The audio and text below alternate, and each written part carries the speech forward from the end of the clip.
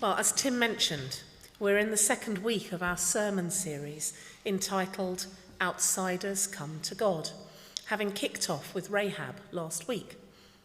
This week, our subject is Ruth.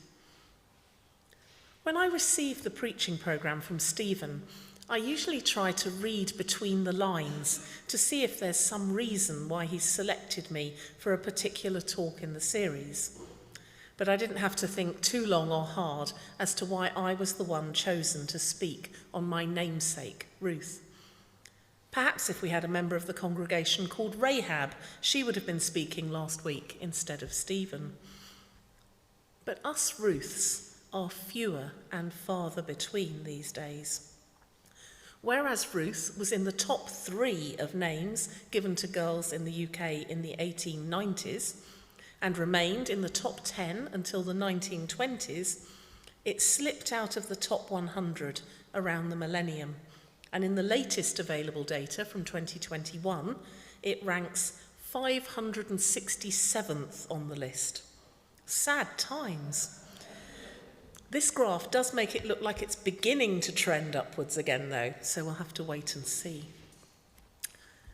My mum and dad, unsurprisingly, chose the name for me because of the Bible character we are studying today, and I've always loved her story and been proud to share my name with her, so I was certainly happy to be allotted this talk in the series.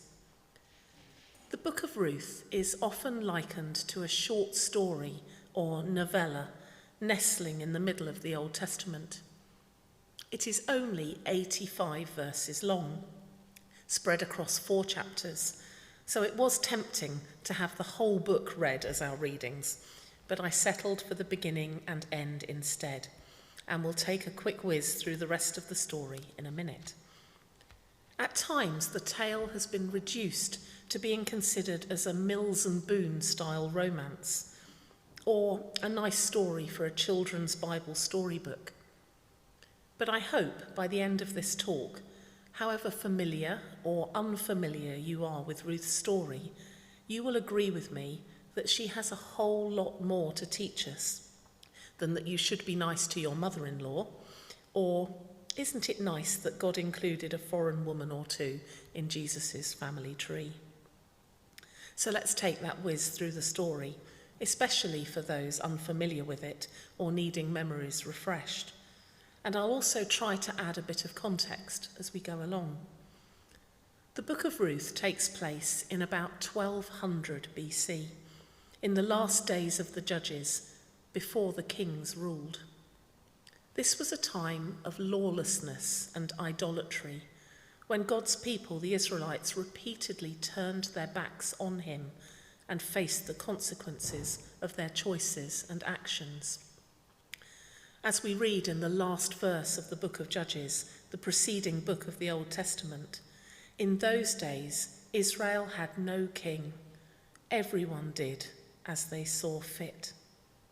And then, in the very next verse, the first verse of Ruth chapter 1, in the days when the judges ruled, there was a famine in the land. In this context of abandoning of God and his ways, combined with desperate hunger, we meet a family from Bethlehem. That town is famous and familiar to our ears because of its place in the Christmas story, but it was then a small and insignificant place of just a few hundred people.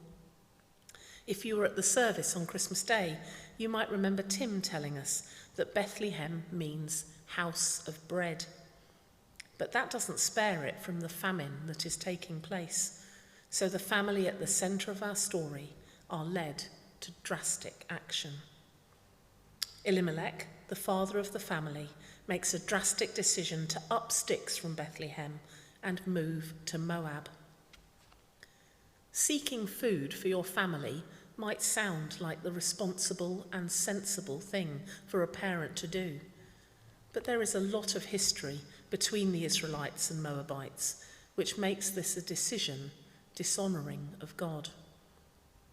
The Moabites were descended from Lot's inappropriate relationship with his elder daughter, which you can read about in Genesis 19. That already got them labelled as incestuous, based on their origins, but their subsequent actions did nothing to improve that opinion, adding pagan and idolatrous to the list, as you can read about in Numbers chapter 25. Deuteronomy 23 makes a very clear warning about the dangers of consorting with the Moabites. No Ammonite or Moabite or any of their descendants may enter the assembly of the Lord, not even in the 10th generation. For they did not come to meet you with bread and water on your way when you came out of Egypt. And they hired Balaam, son of Beor, from Pethor in Aram Naharaim, to pronounce a curse on you. However, the Lord your God would not listen to Balaam, but turned the curse into a blessing for you, because the Lord your God loves you. Do not seek a treaty of friendship with them as long as you live. Elimelech's name means, my God is king, but his choices and actions show that he was actually following his own course as to what was best for his family. His wife's name is Naomi, which means sweet or pleasant, a fact she finds ironic as the story goes on. And their sons are called Mahlon and Kilian, which mean sickness and destruction, respectively, which are unfortunately far more appropriate. Elimelech dies after they arrive in Moab, leaving Naomi a widow with 2 sons. Despite the command not to associate with Moabites, Mahlon and Kilian take wives from amongst the Moabite women, and the family continues to live in Moab for about 10 years. Tragedy then strikes again as both of Naomi's sons die, leaving the woman and her 2 Moabite daughters-in-law as a trio of widows. Naomi hears word that there is food again now in the land of Judah, so decides to return to Bethlehem, the house of bread, where there is once more food to be found. She encourages her daughters-in-law to return to their family homes, thanking them for their kindness to both her and their husbands. These 2 women do not seem to match up to the description we've read of the incestuous, pagan, idolatrous Moabites. And their first reaction is to pledge their allegiance to Naomi. But she points out how bleak a future they would face, as she has no hope of producing further sons for them to marry. One of the daughters-in-law, called Orpah, is persuaded to return home. Her name means back of the head or neck, which seems appropriate, as this is what she turned to Naomi as she set off home to her family. But the other daughter-in-law, Ruth, the eponymous heroine of the book and our subject today, clings to Naomi and refuses to leave her side. In her famous speech, where she determinedly dedicates herself to Naomi, she states, "Where you go, I will go, and where you stay, I will stay. Your people will be my people, and your God will be my God. Where you die, I will die, and there will I be buried. May the Lord deal with me, be it ever so severely, if even death separates you and me." We will never know the exact reason for Ruth's commitment, whether it was based on her close bond with her mother-in-law, a faith in God she had developed from her 10 years living with a Jewish family, or just down to her caring and dedicated nature. Perhaps it was a combination of all those things, but we know that Naomi could not say no to her, so in the end, the 2 widows travelled together. Having looked at the meaning of everyone else's names, we should quickly pause to consider the meaning of Ruth.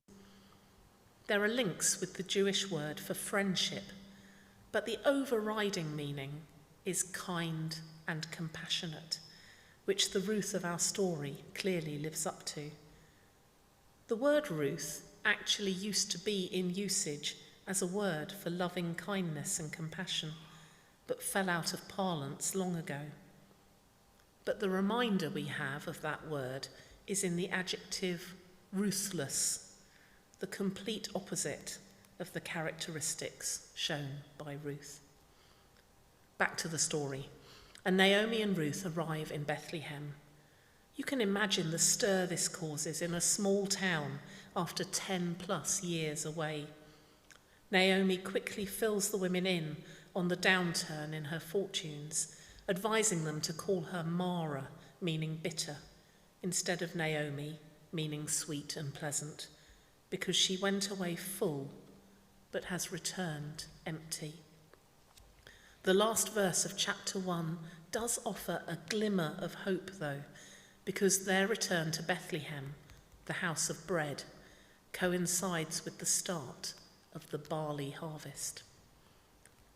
At this point, the writer gives us a quick heads up that Naomi has an in-law called Boaz, which is going to be important information in the coming verses. And if the name Boaz sounds familiar, it's because he was mentioned last week as the son of Rahab, the outsider who we considered then. Ruth then asked Naomi for permission to go and glean in the fields, and by God's provision and guidance, she ends up in the fields of this relative, Boaz. But what is gleaning? This basically boils down to God's forerunner of social welfare, instructing landowners to leave the outer edges of their fields unharvested and not to pick up any crops that get dropped during the harvesting process, so that those in need can gather these leftovers for themselves. Leviticus 23 verse 22 contains this decree. When you reap the harvest of your land, do not reap to the very edges of your field or gather the gleanings of your harvest. Leave them for the poor and the foreigner residing among you. I am the Lord your God. The poor and the foreigner. Sounds like the outsiders we're considering in this series, and certainly a fitting description of Naomi and Ruth. In another God incidence of perfect timing, Boaz arrives just then, spots Ruth hard at work gleaning, and asks his overseer who she is. Learning of her connection to Naomi, he quickly addresses her, telling her to remain in the safety of his fields, where he has told his workers not to lay a hand on her, as gleaning could be dangerous work. He offers her water to drink whenever she needs it, and at lunchtime gives her bread to eat. When she asks why he is being so kind to her, he tells her that he has heard of her kindness to Naomi and feels she should be richly rewarded for what she has done. He even instructs his workers to drop extra stalks for her to gather, so that she ends up taking back to Naomi about 13 kilograms of threshed barley. Naomi can't believe her eyes when she sees how much Ruth has gathered, but it all makes sense when she learns that Ruth happened to end up in the fields of Boaz. She explains to Ruth that Boaz is a kinsman redeemer, which is another provision of God, which will require explanation. In Leviticus 25, verse 25, we read, "If one of your fellow Israelites becomes poor and sells some of their property, their nearest relative is to come and redeem what they have sold." This concept extends to include paying off debts, rescuing people from poverty, and marrying those who are widowed and childless to continue the family line for their deceased relative. These actions would provide much needed hope and security for those in desperate straits who had no means to help themselves. Hearing that Boaz has the potential to play this role for Naomi and Ruth can allow our hope for their bleak situation to increase. Ruth continues to glean in Boaz's fields, but the harvest is drawing to a close, so Naomi decides on a course of action to secure their futures. She advises Ruth to look her best, then head to the threshing floor, where Boaz will be sleeping after celebrating the harvest. She should lie at his feet and await further instructions. Ruth does not question this strange instruction, so Boaz awakes in the middle of the night to find Ruth lying at his feet. She asks him to spread his garment over her as her kinsman redeemer, which is basically a proposal of marriage. Despite this being not what was expected of a woman, least of all a foreign, marginalised widow, Boaz promises to do all he can to fulfil this request. As a quick side note, this chaste encounter between Boaz and Ruth is in stark contrast to those their families originate from. As I already mentioned, Moabites were descended from an incestuous encounter between a drunk Lot and his daughter, and Boaz was descended from Perez, the son of Joseph's brother Judah, via an illicit affair with his daughter-in-law Tamar. How easily Boaz could have taken advantage of Ruth on the threshing floor, but rather he esteemed her honour due to her dedication to Naomi and treated her with respect. But there is a potential spanner in the works. Boaz knows of a closer kinsman redeemer who has first dibs on marrying Ruth and redeeming the land of Elimelech. Boaz sends Ruth back to Naomi with 6 measures of barley and promises to seek out this closer relative to sort things out. The final chapter sees Boaz play a smart hand at the town gate, where he meets his rival kinsman. He first mentions the land of Elimelech, which is available to be redeemed. The man is interested in that option, but Boaz sideswipes him with the mention of the need to also marry and redeem the Moabite widow Ruth. The fellow kinsman has no interest in that, fearing the consequences for his own estate. So he waives all interest and smooths the way for Boaz to marry Ruth. Boaz and Ruth are married, and God enables Ruth, who remained childless during her marriage to Mahlon, to conceive and give birth to a son called Obed, who was the grandfather of King David and a member of the genealogy of Jesus. Naomi's hopeless situation has been transformed thanks to the daughter-in-law who the women of Bethlehem recognise as worth more than 7 sons, 7 being the Hebrew number of completeness. And that's the story. And it is a lovely one, isn't it? You can see why people think of it as a romantic novella or a lovely children's tale. But there's a lot more to it than that. So let's think what we can take away from the story of Ruth the Moabite, apart from a fuzzy feeling. Firstly, it was an awful situation. Let's take a minute to reflect on just how awful the situation was. We can only imagine how broken Naomi was by her journey to bitterness. All the hope of a fresh start somewhere new, however ill-advised that was, destroyed by the death of her husband and sons. And for Ruth, well, she took being an outsider to the extreme. On the outsider checklist of the day, she could check off pagan, foreigner, enemy Moabite, Gentile, woman, widow, and given her 10 years of childless marriage, potentially barren.